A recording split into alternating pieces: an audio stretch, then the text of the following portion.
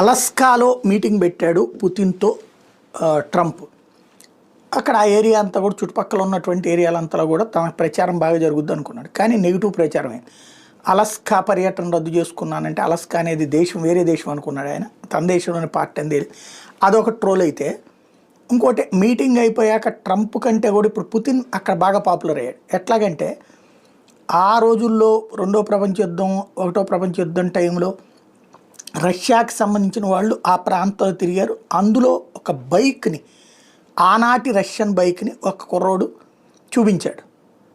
సరే, పుతిన్ అతన్ని అంటే ట్రంపే చూపించాడు, ఇదిగో మీది ఆ కాలం నాటి సోవియట్ ఎరా నాటి యుఎస్ఎస్ఆర్ నాటి బైక్ ఇదిగో అని చెప్పేసి అతనికి అభినందించినటువంటి, ఇంతకాలం పాటు దాన్ని ఉంచుకున్నందుకు అభినందించిన పుతిన్ కొత్తది పంపిస్తానన్నాడు.